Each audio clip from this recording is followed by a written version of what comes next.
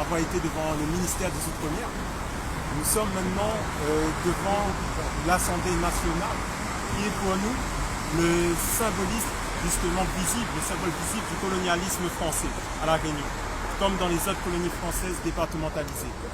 C'est dans cette Assemblée nationale française où le 19 mars 1946, La Réunion est devenue un département français comme la Martinique, la Guadeloupe, la Guyane, suite à une proposition de loi de députés issus de nos pays comme Raymond Vergès, Léon de l'Épervenche pour La Réunion, Aimé Césaire pour la Martinique. À aucun moment, le peuple réunionnais n'a été consulté sur la question de la départementalisation. Est-ce normal qu'une petite élite politique ait décidé ici à Paris de la destinée de notre pays? Évidemment non. Les anciens qui ont défendu cette départementalisation espéraient qu'il y ait une égalité entre la France et nos colonies départementalisées. Mais on voit aujourd'hui, 77 ans après la départementalisation de La Réunion, que nous sommes toujours une colonie française, avec une puissance coloniale et des politiciens locaux complices qui nous maintiennent dans ce système de domination mis en place par l'impérialisme français. Nous sommes dominés, nous sommes colonisés, car nous n'avons pas le pouvoir politique de décider par nous-mêmes et pour nous-mêmes sur le plan économique, social, sanitaire, monétaire, car nous n'avons pas notre propre monnaie, alimentaire, juridique, sur le terrain éducatif, sécuritaire et sur le terrain des relations internationales. Car, comme nous pouvons le voir, notre partenaire exclusif, si on peut dire les choses comme ça, c'est l'État colonial français, qui justement, par rapport à nos importations et nos exportations, se font majoritairement avec ce dernier. Donc, pour illustrer cet argument du fait que nous sommes toujours une colonie française, que nous sommes toujours dépendants politiquement de l'État colonial français et que nous ne sommes pas souverains, nous pouvons illustrer cet argument avec justement l'amendement Virapoulet, cet amendement qui a été pris il y a 20 ans, en 2003, ici, par Virapoulet et justement ses autres collègues politiciens, sans consultation du peuple réunionnais. Et cet amendement qui a été adopté ici, qui porte le nom de ce politicien, on le retrouve à l'alinéa 5 de l'article 73 de la Constitution.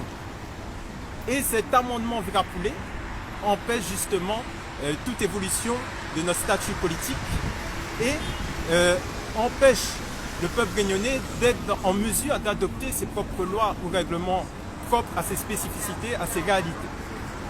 Comme le dit le juriste en droit public Ferdinand Mélin-Soukamanien, la Réunion est comme un incapable majeur. En effet, nous sommes placés sous la tutelle de la France coloniale. C'est pour ça que nous disons que nous devons prendre notre destin en main et cela passe par la création de nos institutions, de notre propre organisation politique, sociale et économique. C'est pour ça qu'à Kaobuntu, nous sommes pour l'indépendance de notre pays, la Réunion.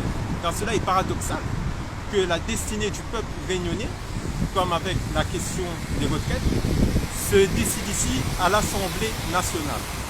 Alors qu'en réalité, la destinée du Réunionnais, comme pour tous les peuples sur cette terre, doit se faire au pays même. En l'occurrence ici, à La Réunion, avec des lois réunionnaises adoptées par des Réunionnais, une justice réunionnaise, un gouvernement réunionnais et la nécessité d'une monnaie réunionnaise pour accéder à cette souveraineté économique, à cette souveraineté monétaire.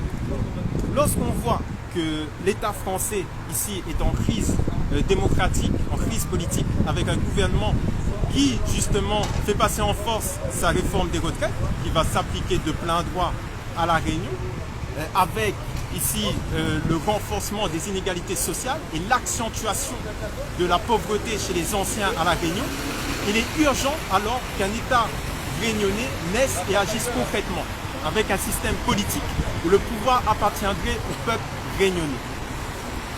Et ici, il est nécessaire que nous prenions conscience que cette indépendance est possible, car nous sommes toujours aujourd'hui une colonie française, et ça, nous pouvons le voir justement à travers le statut économique, le fait que nous dépendons massivement des produits importés en provenance de la France, et aussi le fait qu'il y ait la taxe de l'octroi de mer, qui est une taxe coloniale qui est toujours en place.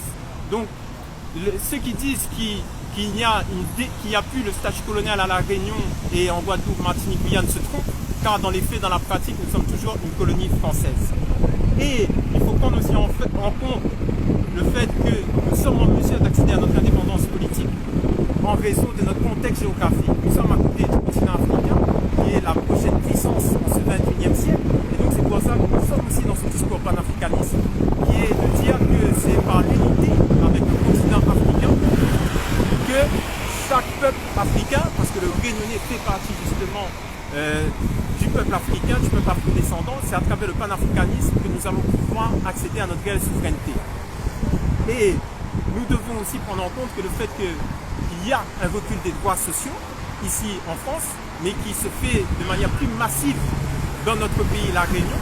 Et donc, il est nécessaire que nous ayons enfin notre destin entre nos mains, que nous ne décidons pas nous-mêmes pour nous-mêmes, agir dans des domaines clés, comme j'ai dit, que ce soit sur le terrain social, économique, sur le terrain également éducatif, et sortir du joug de l'impérialisme colonial. Donc, voilà le message que nous avons envie de faire passer aujourd'hui, en ce 19 mars, car, comme nous le savons, le 19 mars 1946, c'est ici, à l'Assemblée nationale, qu'a été décidé justement la départementalisation de la Réunion par une petite élite politique, sans consultation du peuple réunionnais. Donc nous devons revendiquer notre souveraineté. Tous les peuples sur cette terre ont droit à l'autodétermination. Et donc nous, Réunionnais, qui sommes un peuple spécifique avec notre culture, notre paradigme, eh ben, nous avons le droit à cette autodétermination qui est justement stipulée dans la Charte des Nations Unies sur le droit à l'autodétermination des peuples. Donc voilà, nous devons sortir du colonialisme français et voilà le message que nous avons à dire aujourd'hui. Merci de m'avoir écouté.